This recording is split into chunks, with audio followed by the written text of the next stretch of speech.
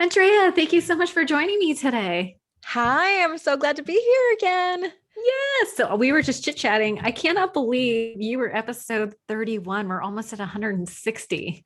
I was an early adopter. I'm honored to be back now that you're such a Early. seasoned podcaster. It's been 5 years. It's been That's since I great. did this podcast. I actually even had one before this one, but yeah, I was like, okay, so Andrea was episode 31.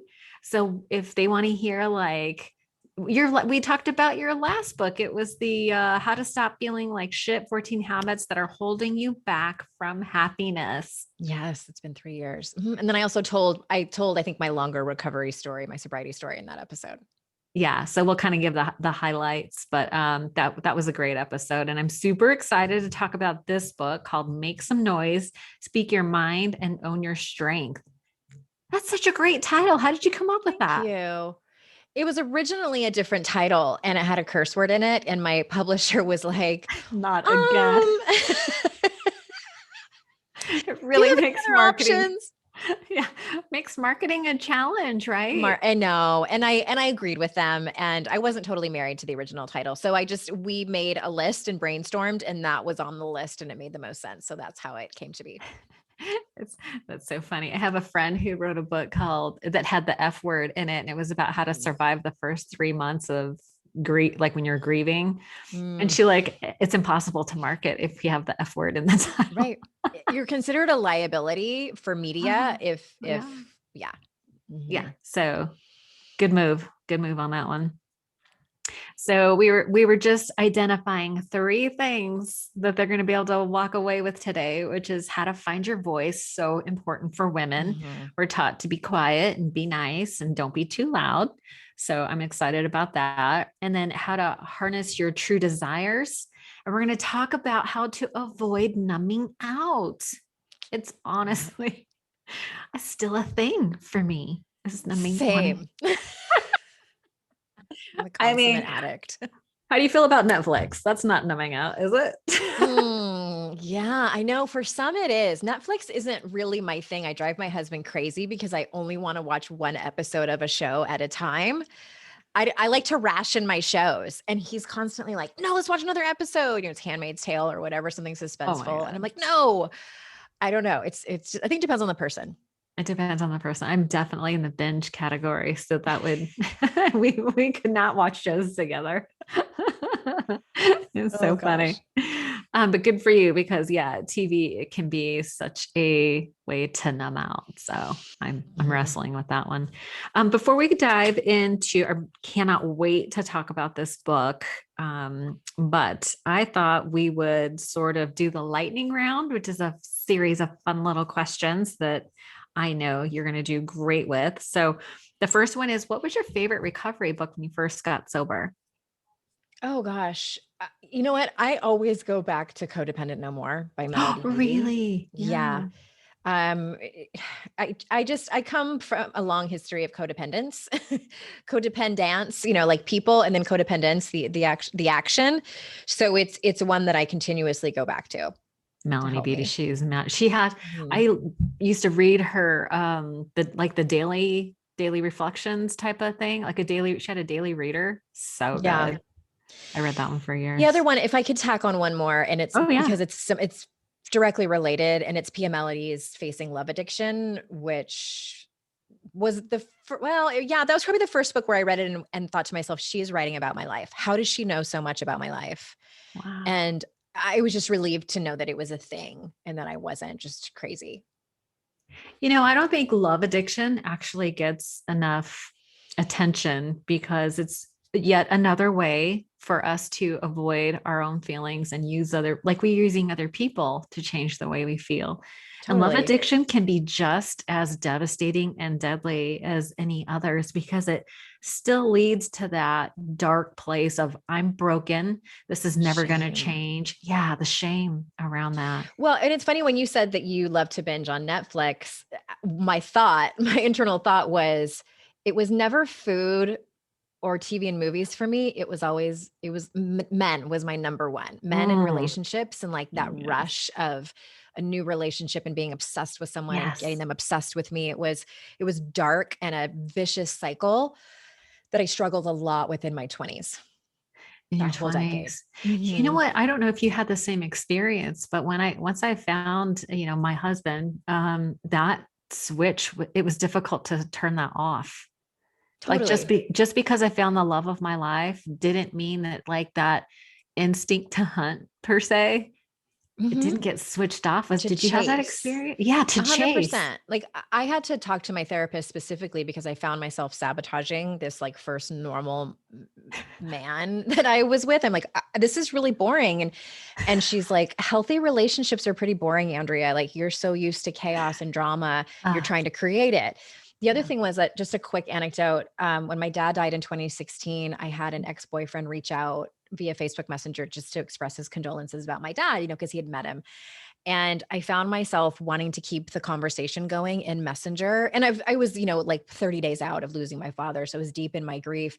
But I realized very quickly that I was using just that back and forth message to, to try to heal my wounds and like for that relief that we get from drinking. Yeah. And I was so grateful that I figured it out very quickly and saw what was happening and was able to shut down the conversation. Yeah. Yeah. No, I totally get that. Those of us who just love people, it's easy to it's easy to go out of balance. And it doesn't mean that you have to do something as far as betrayal or anything like that, but it's very easy to slip into allowing a conversation to go on too long. Right. And it was for me, like I was using people. Like I Yeah. hate to admit it, but that's the truth. I'm incredibly ashamed of the behavior, but I was in so Mm. much pain, as many of us are. I was Yeah. using people to validate myself, to have them try to heal my broken heart. Yeah, that's always like the looking for something external to fix something on the inside. Yeah, and there Exactly. is so much shame around that. It's embarrassing to even talk about, but Hmm. it's normal and it's human. And just the recognition that you had so early to catch it is a huge sign. I can always tell when someone has done their own work, right? We Like you always know, yeah. Well, we obviously. always know when we're using, I think, or trying to use. I think some people are just so disassociated that they Yeah, don't that's true. recognize it until there's like a heavy-handed consequence. But that's a very sure sign of recovery is when you can catch it quick. That's a sign Yeah, that, oh, okay, it I'm doing my is. work. It's that feeling in your stomach and you're like, dang it. Oh, here I am again.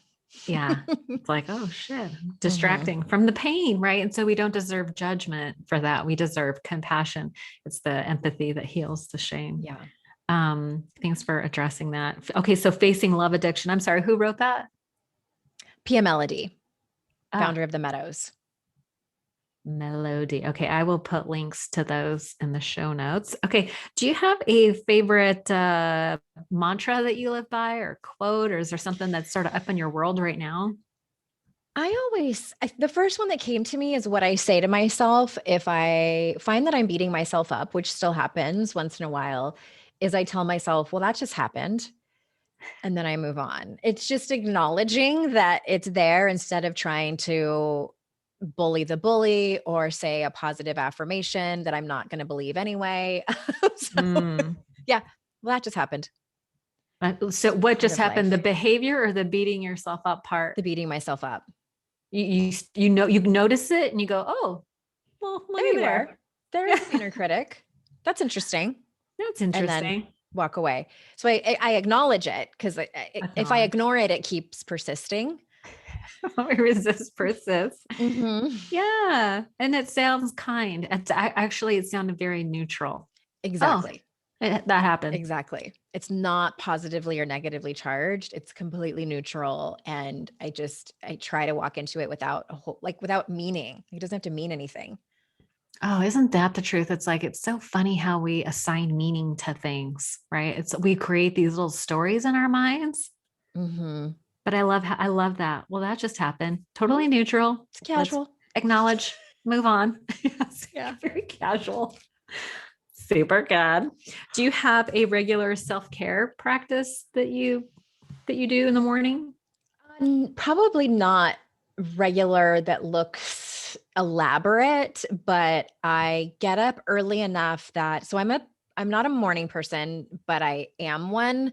My circadian rhythm is definitely like I could stay up till 1 in the morning and, sleep until 9 and be very happy. But I have 2 children and They ever don't since they were allow it. little. Yeah. So I get up at 6:30 now and I don't work out until 8 in the morning and I work out most mornings. But I just sit and read the New York Times and check my email and talk to my husband and have coffee. And it's just, I allow myself to have a slow morning.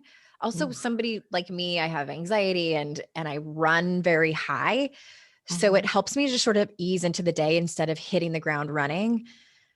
I admire people that can roll out of bed and like go for a 4-mile run. I have never been that person, nor do I want to. Like, I'm just like, I'm cool, just going slow. Yeah. Bless their hearts. Yes. Yeah. I will cheer you on From the couch. from my chair. I just told my neighbor, I don't run unless someone's chasing me. And since since I don't leave my house, there's I'm a very, retired runner. I used to love it, but my legs hurt too much. I think it's hormones that are changing and I don't know what's yeah. going on. But yeah, I have a Peloton bike and I ride the bike and lift Oh, weights and that's it's amazing. right. I saw that. Have you ever tried Soul Cycle? No, but everyone told me I live out in rural North Carolina. There's no Soul Ah, Cycle out here. So I don't even no, know. but Soul people have Cycle told me how amazing survived. it is. Yeah, it's really no, Peloton is amazing. I don't have a Peloton bike, but I got the app and so I can still do Okay. it. Yeah, that's And fun. I moved to Idaho. Obviously, there's no Soul Cycle in Idaho, but um yeah, that was a magical time. I used to go to the Stanford Mall in California. Hmm. That was like Hmm. where the best of the best, like super intense women would I'll go. bet. So fun. Yeah. Okay, so self-care practice. So you're reading, you're allowing yourself a slow morning. Do you have a spiritual practice? I love to go outside. So we are on an acre out in the country, and we Oh, specifically bought this land because it was so beautiful. There's tons of trees in our front yard, which are sometimes very scary when there's a storm and we're oh waiting my for them to God. come down. I know. It's Yeah. expensive to have a service to come out to cut trees down, by the way. It's thousands and Yeah. thousands of dollars. At any rate, I know this is a lightning round. Um, I'd love to go outside with no shoes on, weather permitting, and put my feet in the grass with my dog and just go out there and breathe, especially when there's a breeze. And I just remember who I am. And that's pretty much it. I do meditate sometimes, but not regularly. I love that. Remember who I am. Mhm. Yeah. I absolutely connect to myself better in nature. I totally get that. I feel, and Yeah. I sometimes I'm like, why do I feel so inspired by nature? I just do. I don't know what it And it's is. it's part of being human that Yeah. I mean, I don't think it's any accident that placentas look like a tree. Like, we are nature. Do We they are. look like a tree? I don't think I've ever really seen one. Kind of amazing. Like I was Yeah. a birth junkie for a while. Like I just conception and all of it is so incredibly amazing. I have a degree in exercise physiology, so I'm fascinated Ah, by how the okay. human body works. Yeah. It's never ending amazing to me. We are the most incredible machines.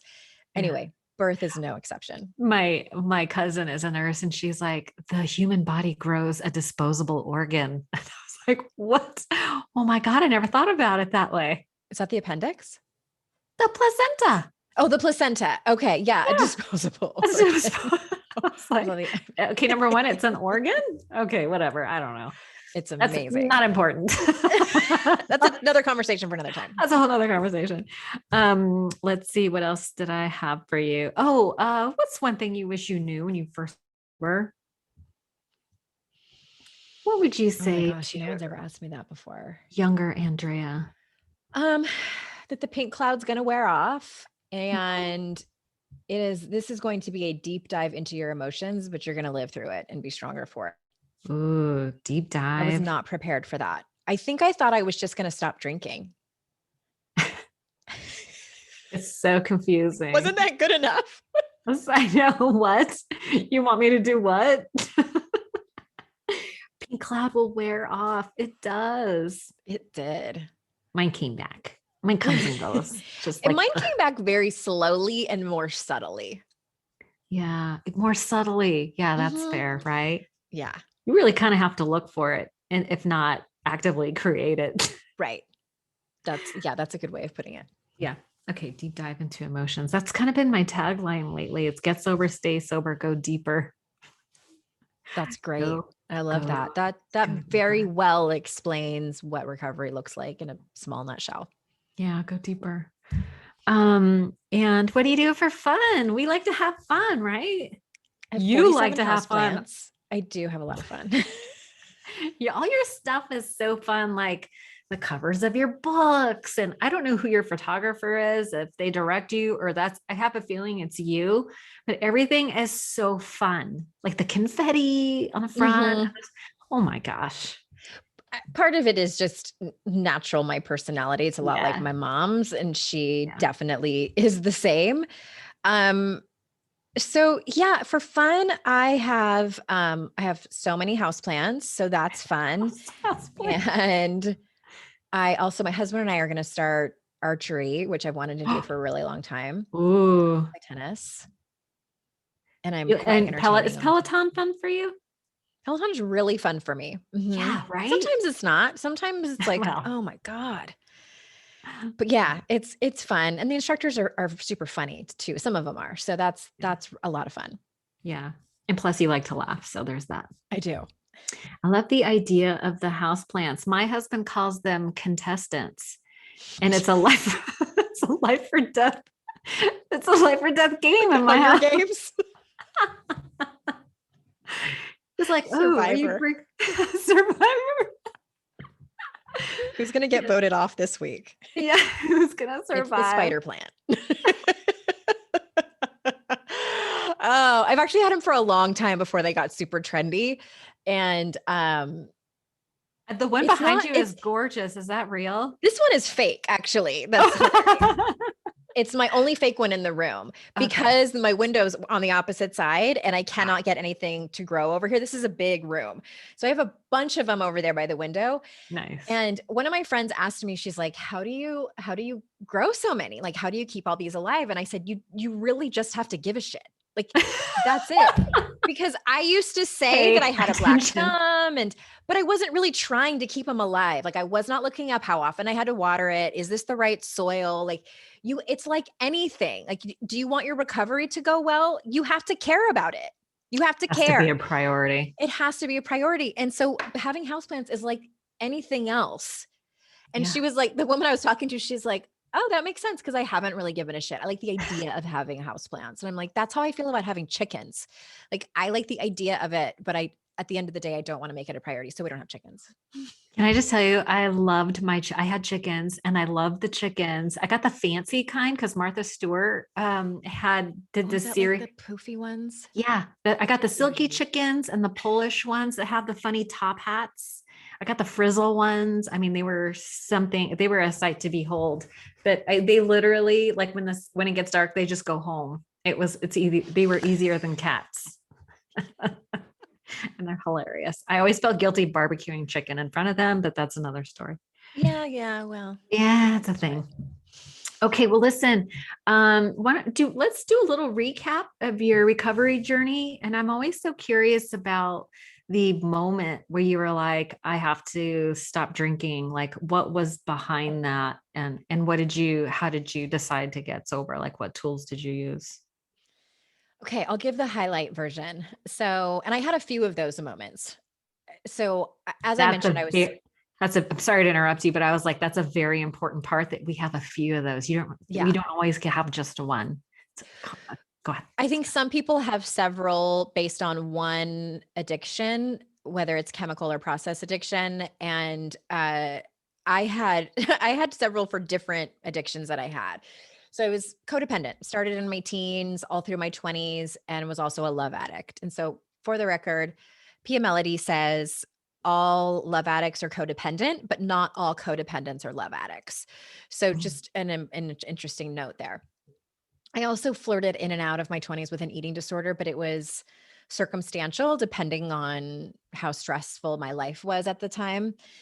And so my life fell apart in 2006, my husband had an affair with our neighbor, got her pregnant, right when we were talking about conceiving our first child. And I started dating someone else who was an addict who lied about having cancer. It was a big, giant mess. And Forgot that's when about I that found part. myself like, what's that? I forgot about that part. The Yeah. guy that lied about the It was cancer. a poignant life moment. And it was at that point I decided, okay, something's got to give. So that's when I started. That was my first entry into 12-step programs with Codependence Anonymous. I went to Okay. some sex and love addiction, but I actually found Coda more helpful. Okay. So it was like, on the ground in the fetal position moment of I have to get help, because Yeah. also for the first time, I was taking responsibility, because for so long I had blamed everybody else, which is what codependents like to do. We like to be the Are we victim. all? Yeah, that's true. It's probably like part of the human experience, but I love to point the finger. It felt powerful to me. So finally I was like, okay, I need to take some responsibility for this. And it's not to self-blame unnecessarily. It was just to have some freedom and power, because I had accepted what I was going through and I had tolerated it. I had ignored my intuition. So I started to get help for that. And that's when my drinking picked up. I got remarried, had 2 kids, and my dad had gotten sober when I was 18. So I knew about, 12-step programs and what a high functioning alcoholic was. So much to my disappointment, I felt my instincts were telling me this isn't good. It's not okay to drink a whole bottle of wine by yourself every night, to all these things I was doing. We hear these quiet whispers, and I was had the gut feeling, did a little bit of research like we did, but didn't want to admit it because I felt like drinking was my last thing. Drinking Yeah. was like I didn't use food as a crutch. I'd gotten married and I was in a good relationship and I couldn't use men anymore. Just, I was pissed. I was really pissed, but I knew where I was headed and I had just started my business and I had these 2 babies and I knew it was for the greater good. And so that was probably my 2 biggest moments that I had where I needed to get help. And then COVID happened and I kind of started over again. So I can talk about that if you want. Oh, yeah. I mean, so many people have been suffering because of COVID. Yep. I mean, they say that alcoholism is a disease of isolation, right? And connection is the cure. And it's been very difficult for a lot of people to connect um, during this time. So I would love to hear more about that. Um, Thank you for sharing that, by the way. Because that was like, my husband cheated. Got remarried. I jumped over a lot of things there. Okay. Yeah, that's the way it goes. And I thought it was so interesting that you talked about ignoring your intuition, Mhm. right? And I feel that ties in very well with the book about finding your voice, because at first, for me, it sort of starts with the internal voice. Whether we are connected with our feelings and whether we're paying attention to that inner voice. So tell me a little bit about why you decided to write this particular book about making noise and, speak your mind and own your strength. Because I feel like a lot of times we don't listen to our intuition. We're seeking outside validation. So the internal dialogue becomes totally mute. So I would love to hear about what inspired the book.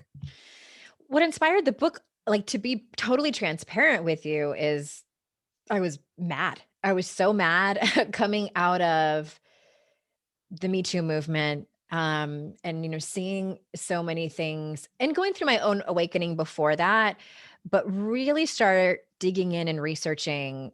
I'm obsessed with getting to the root of the problem. Like, I just feel like there's no more efficient way than to do that.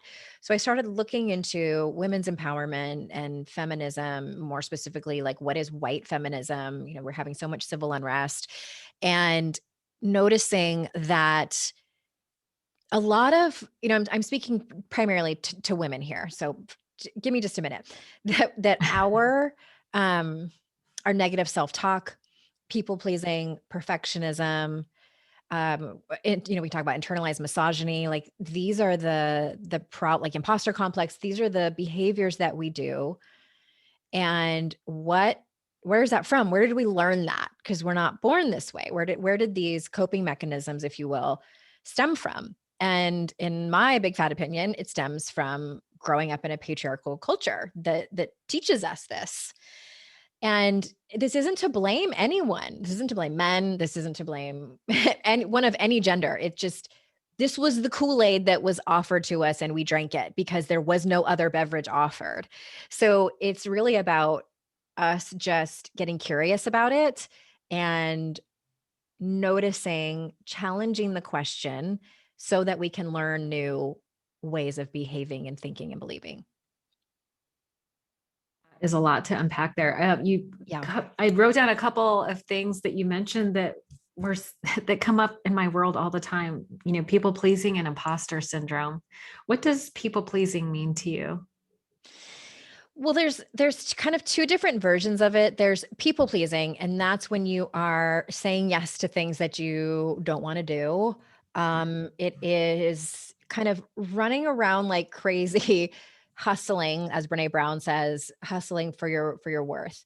So approval seeking is a little bit different because not all approval seekers are people pleasers. Like these people may be okay with saying no and like feeling good about that, but they are still seeking out the approval of people that don't really matter. This isn't about, I wrote a chapter in my last book called, I can't remember what the exact name of the chapter was, but it's like the zero fucks mentality. Like that was kind of a thing, Yeah. like a rally cry, which I love the sentiment, but it's not black or white. We don't people please till the cows come home or give zero F's about what anyone thinks of us. Like there's a middle ground. So it's about finding that. So I just wanted to make that distinction of like what it looked like. Yeah, I think saying yes when you really mean no for me is kind of at the core of the people pleasing, seeking validation instead of being able to give it to myself. For a long time, it just didn't feel satisfying to give myself that validation, like I needed it to come from other people. Did you have that experience as well? How did you change that? Yeah, 100%. Like I'll let you know when I get there because I am still working on it. Well, it's just we learn at such an early, my daughter's 11. So it's been really interesting. And I have a son who's 13. It's been interesting to watch them. And, I'm a little bit like Jane Goodall, like in the corner with my clipboard, watching them grow up in this culture with a mother who talks to them about feminist issues. But at the same time, like I'm not in charge of what they see on the media, like watching on YouTube sometimes or from their friends at school, like out in the world.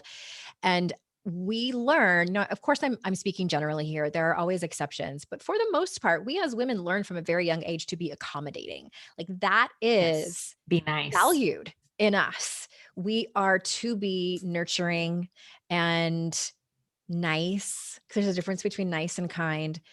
Definitely make everyone else comfortable, especially men, and to put everyone's wants and needs before our own. That is considered what a good woman is.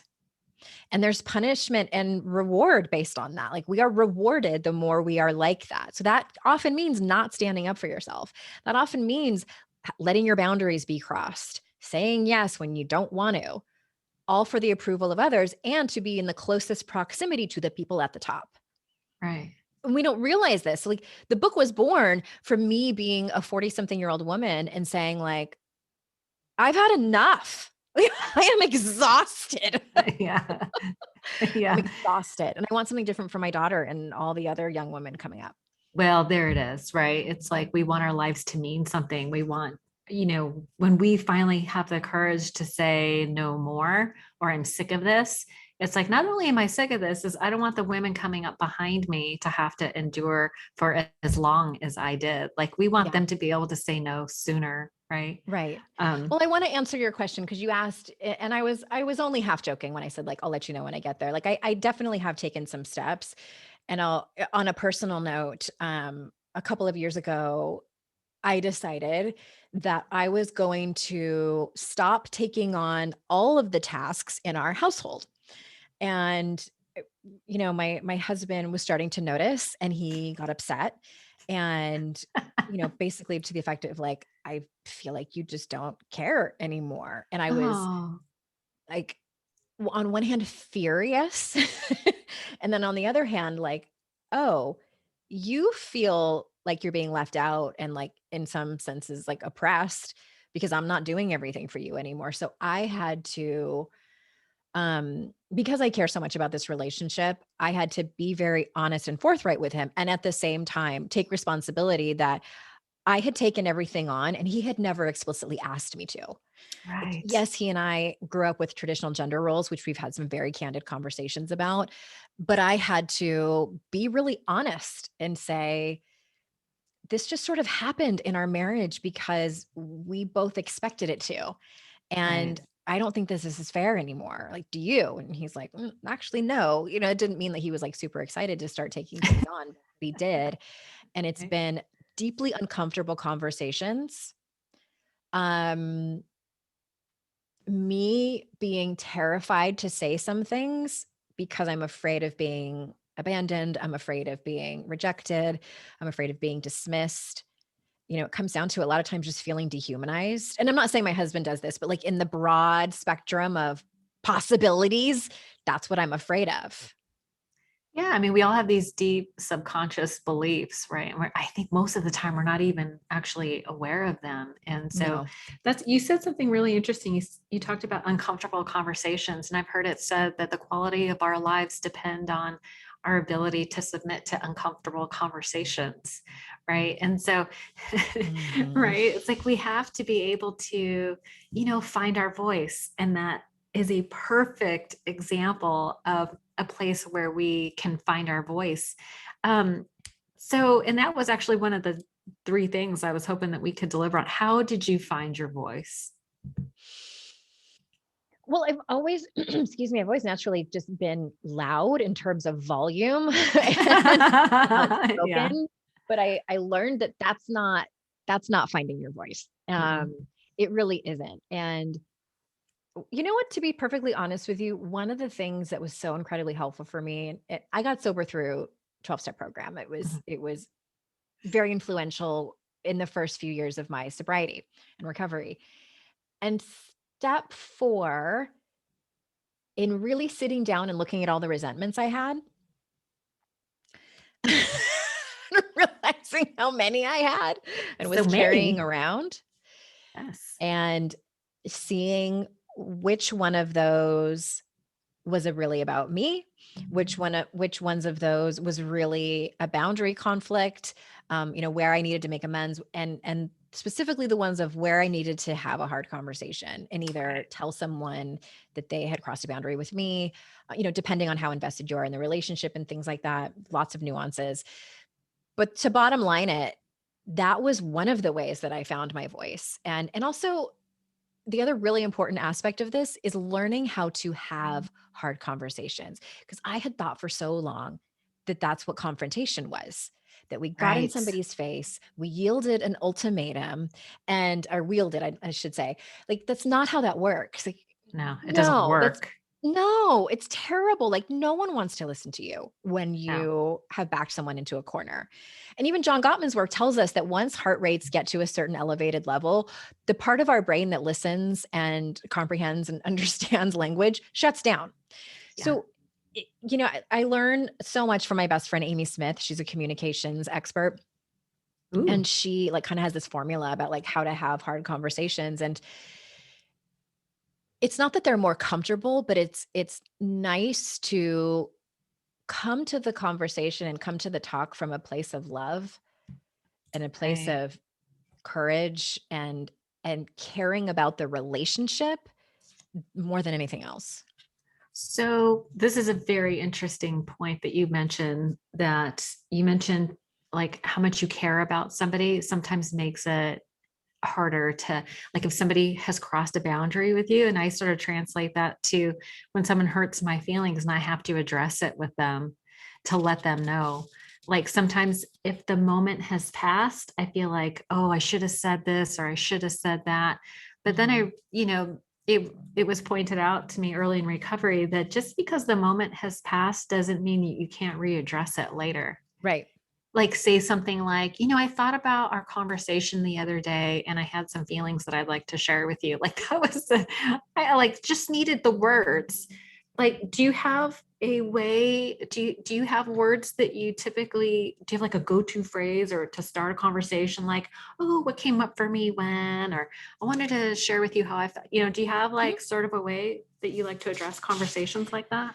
Yeah, your examples are perfect. And any therapist will tell you to like use I I statements instead of statements. you because you're talking about, for anyone who's confused by that, it's like you're talking about your perspective and your experience instead of putting it on the other person and making it seem like they did something that they might not have done or that wasn't their intention. So I think that's important. And I always say, well, first things first is especially if it's a very difficult conversation, I have to prepare myself that the only thing that I'm in charge of is how I show up in the conversation. I cannot be attached to the outcome, which is so hard.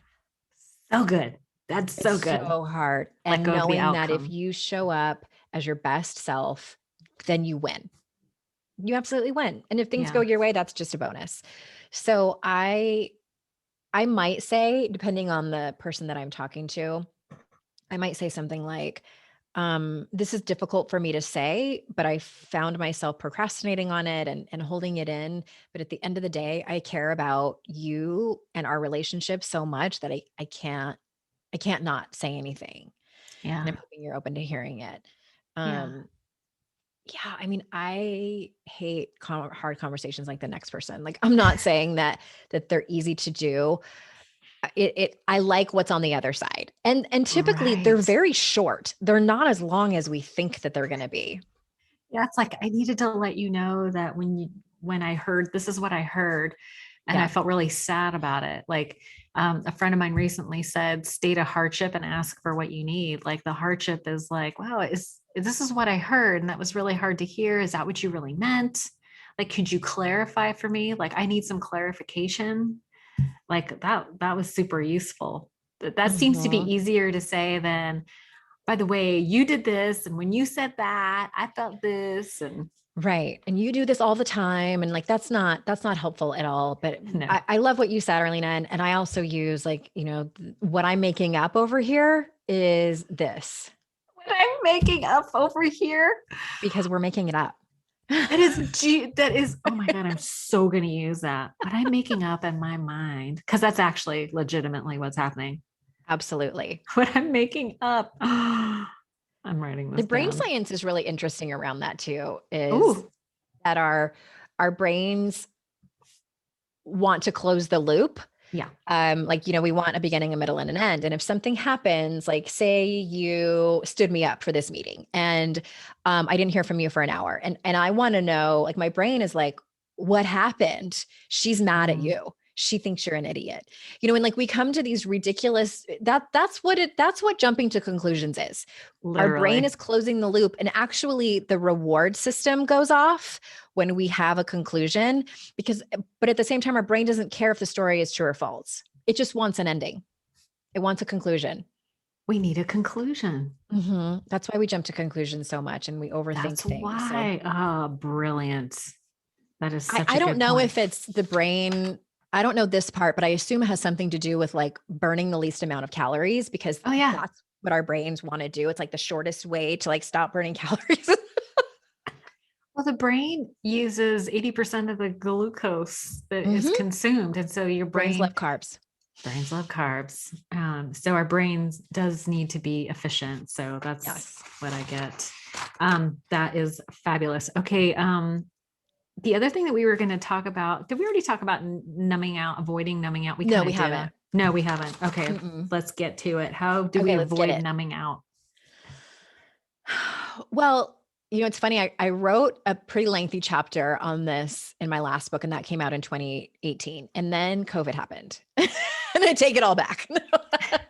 No, I think that a global pandemic, I was telling people, the clients I had, I was like, you got to do what you got to do to survive. Like, no, I don't want people to relapse.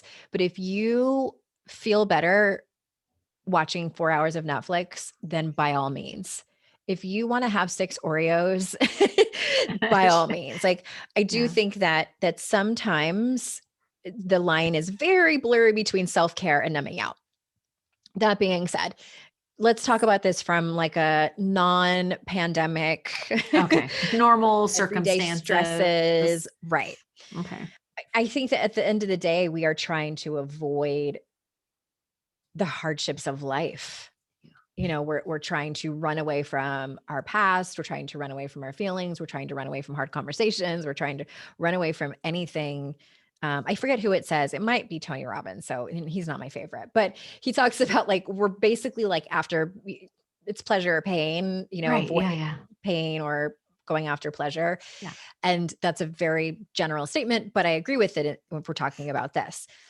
One thing that I didn't realize was a side effect of actually facing and processing my feelings, because that really happened in 2011 when I stopped drinking, Yeah. was that was going to be my power.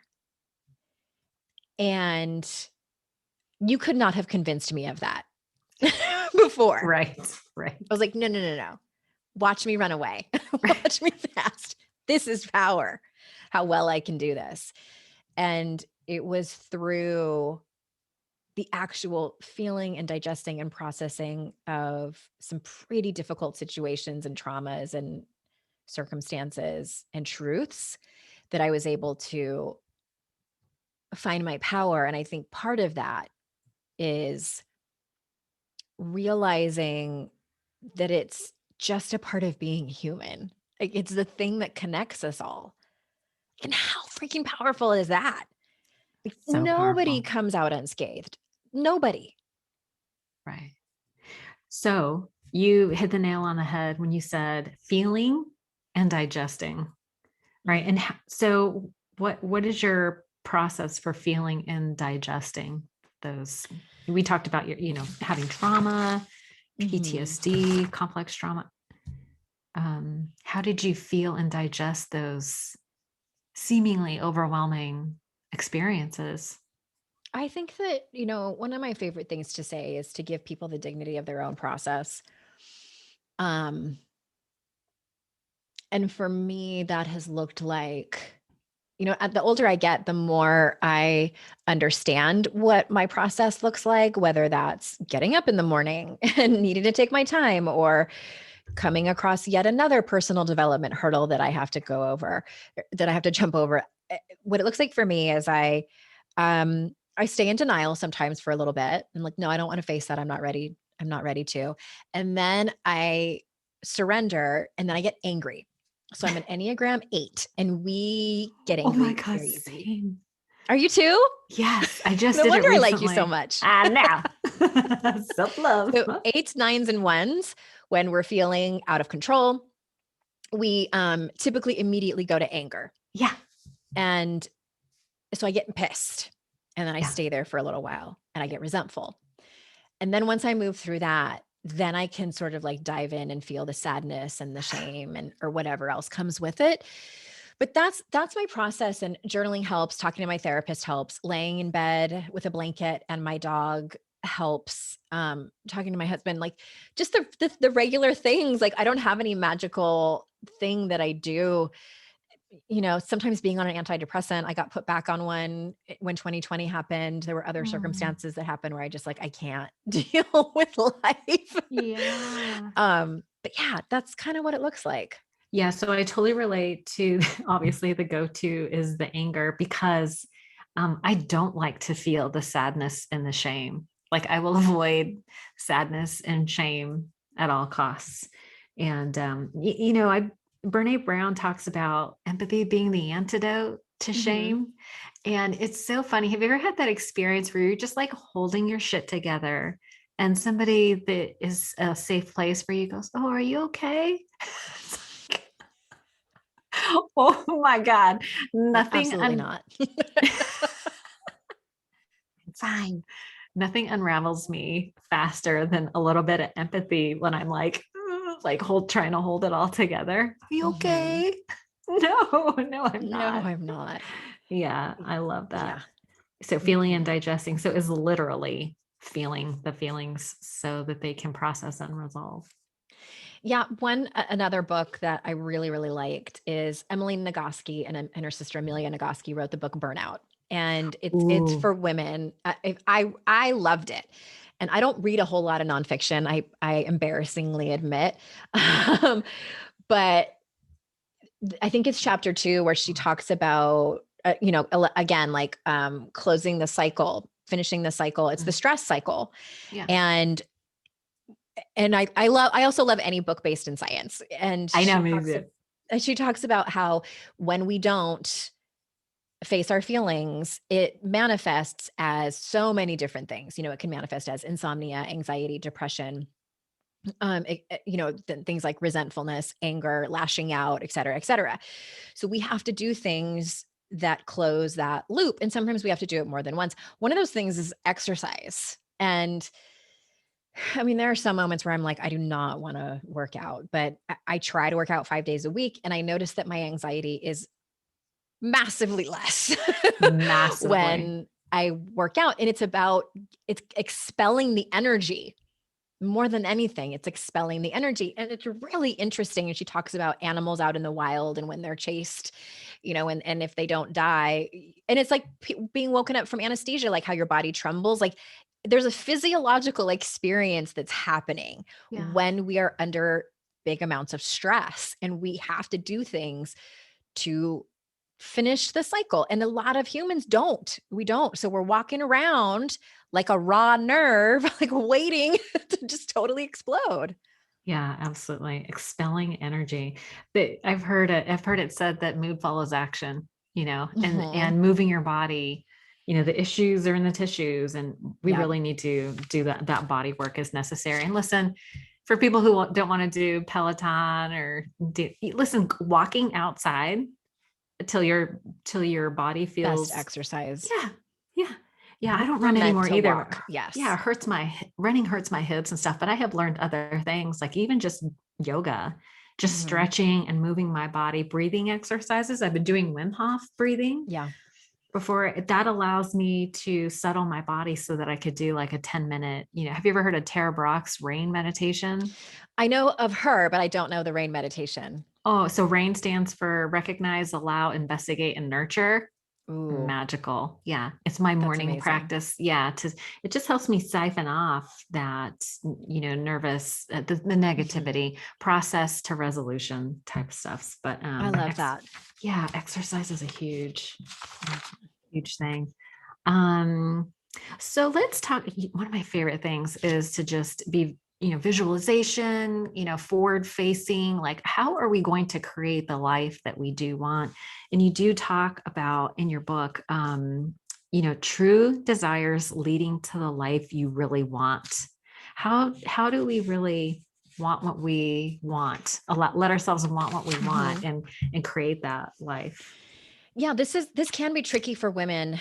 And, because again, going back to that conversation, we're taught not to put our wants first. Right. And, women who express their desires and make them known and go for them are typically categorized Labeled as selfish and a diva. And there's all these not so nice names. I think that a lot of women, when you ask them that question, like, what do you want more than anything? Like, what are your desires? They have a blank stare and say, I don't know. So I ask, what do you not want? Like, tell me what you're mad at and tell me what you want less of. Because typically they can tell me that. Yeah. Do you want less stress? Do you want less, having to pick up after everyone? Do you want less errands to run? Do you want, so like that will allow you to open, like, what's the opposite of that? Is it more relaxation? Is it more self-care? Is it more help with different tasks to let you know what it want? And like, at the end of the day, like those things I just mentioned, those are basic necessities for the modern human, like it's not a luxury. But, I think also getting really clear on what your values are, like what's important about the way you live your life. For me, it's in this season of my life, it's courage, responsibility, and trust. So what do I want more of? I want more vulnerable, amazing conversations with my husband, quality time with him. I want, so many things. I want time to dig in the dirt, with my plants and Yeah. It's just, it doesn't have to necessarily be like a 6-week European vacation, although that would be amazing. It's just these small things. Like I want an entire afternoon to not have any appointments. I cancel all my calls so I can get in bed with my dog and cry and just snuggle her Yeah. because I feel like crap today. Right. Those type of things. That's so interesting. I do a self-esteem class, and one of the things is, what is it that you really want? And it's so, we don't often allow ourselves to want what we really want. And I love that. I'm totally going to use this question of, what are you mad Mhm. at? What are Yeah. you mad at? And As then someone who accesses anger very easily, I think you and I can answer that. no wonder I love that question. What am I mad at? Ooh, Let me tell how pull much up a time do you chair. have? Right. But you might also want to ask, like, what breaks your heart? Oh, what breaks your heart? Okay, that's for the Mhm. feeling friends we Right. have. Some people might be able to access that question a little bit easier. Yeah. I had a client that I was like, "What are your resentments?" And she's like, "I don't have any." And I was like, "What makes you sad?" Oh, let me tell you. Mhm. I Mhm. get it. What So, disappoints you? Who but disappoints you? who? Yeah. Okay. What breaks your heart? Oh, that's a good one. Yeah, I'm one of those people, like, I want to know everyone's deepest, darkest secrets, not from like a voyeuristic standpoint, but just I think naturally I'm like that. I always want to ask people the question, who broke Yeah. your heart and what happened? Yeah. And I just think that I'm just fascinated by people's stories and like what makes you human? Like what Yeah. hurt you? Like what were you wanting that you didn't get?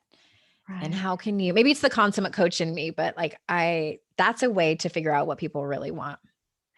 That's really beautiful, actually, because it does open up, and you are a safe space, right? It's like we create a safe place because we truly do want to know, because I think our goal is to lead people out of suffering, right? It's not Right. it's so unnecessary. Like, pain is inevitable, but suffering is optional, that kind of thing. Hmm. And there's just so much suffering, and so it's good. These are wonderful questions to help guide people out of the suffering. Validation, acknowledgement, and validation of the pain is so important before you can get to off of it.